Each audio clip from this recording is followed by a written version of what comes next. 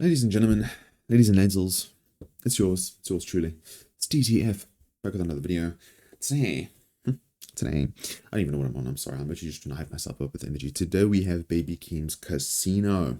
Now, in terms of concept and intention, okay, Baby Keems to, damn, Baby Keem has seemed to express that this album was deeply more personal and empowering, having released several snippet promo videos before his album release, showcasing his difficult upbringing in Las Vegas, using all these experiences as fuel and turning them into a celebration for those that go through things.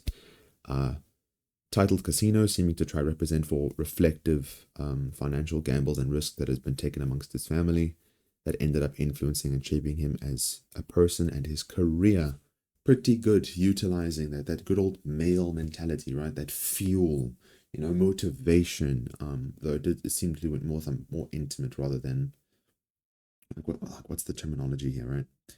More of an intimate, soft, close to heart feel rather than a I'm going to annihilate you feel. I mean, you get house money, right? But other than that, um, good intention. Okay, good intention. I don't know what his previous album before this one was. I think it was called Melodic Blues or something. Um, the Melodic Blue or something. I don't know, but I don't know what that project was about. So I don't know if this is like a thing for him. But it seems like this is new. This is new Baby Keem that we're getting.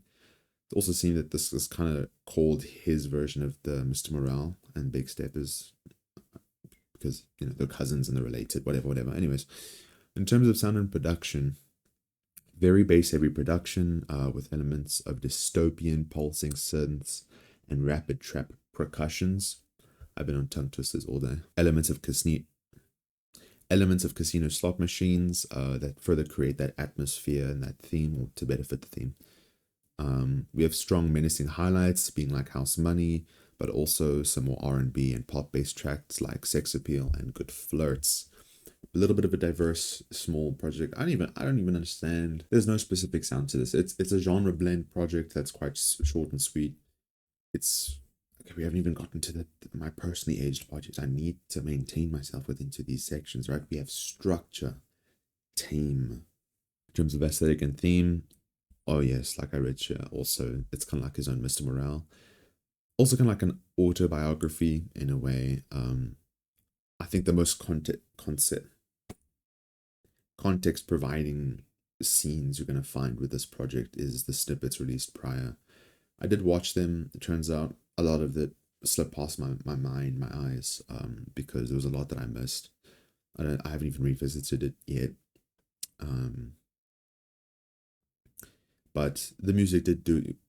Do I have it written? Yeah. Okay. Yeah. We're gonna get into the deep part in a second. So in terms of favorite songs, at number 3 I have Good Flirts. This song was quite critiqued due to Kendrick's feature on it, with that really unique, call it unique, but also goofy vocal.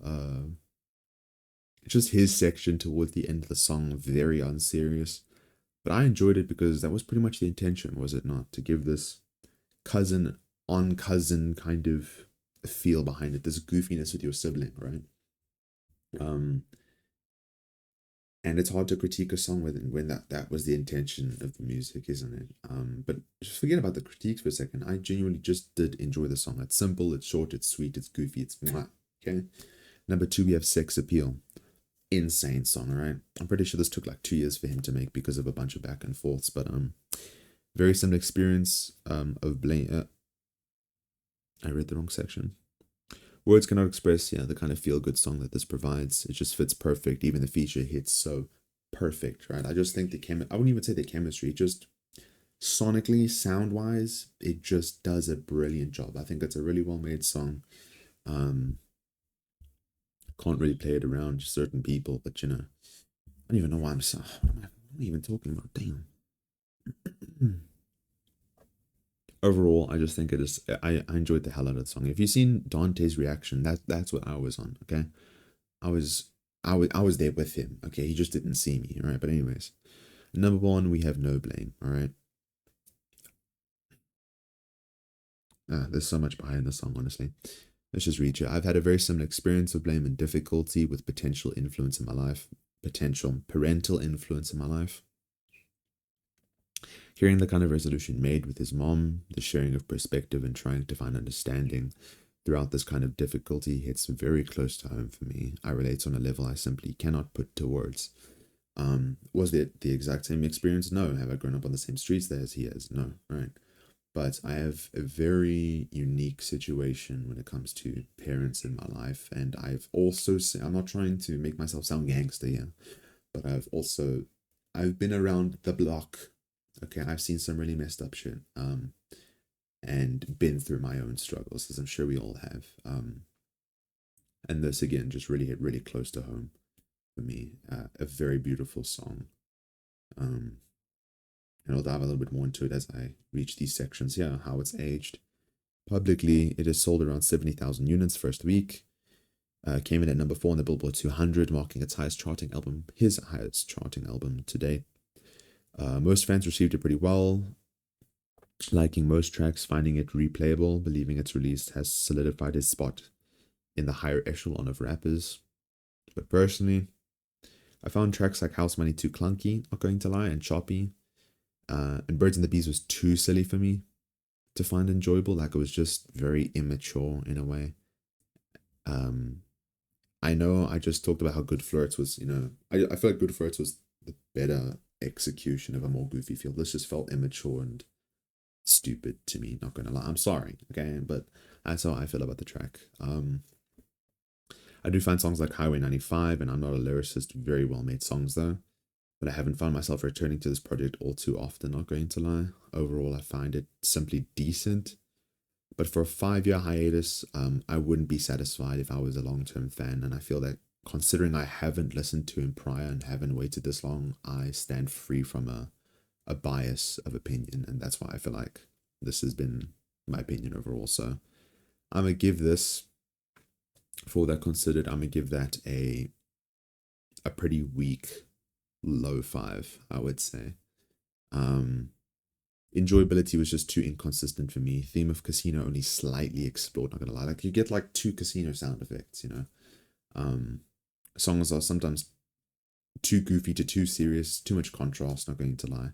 Some good highlights, but as a project, I find it weak. So I know I came in with some energy and I let you guys down yet at the end, but that's just how I feel about this project. It wasn't all that insane for me.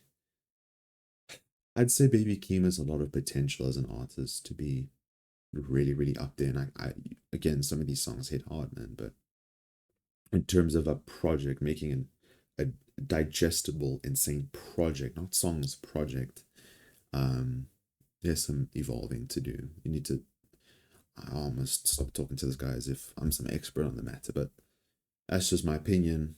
Let me know your guys' down below, what you guys thought about this project, what you guys gave this as a rating, your favorite song. If I did a good job, if I missed any details, please let me know. Without further ado, ladies and gentlemen, I'm going to get to work, so I suppose I'll see you in the next one. It's been your boy. Adios.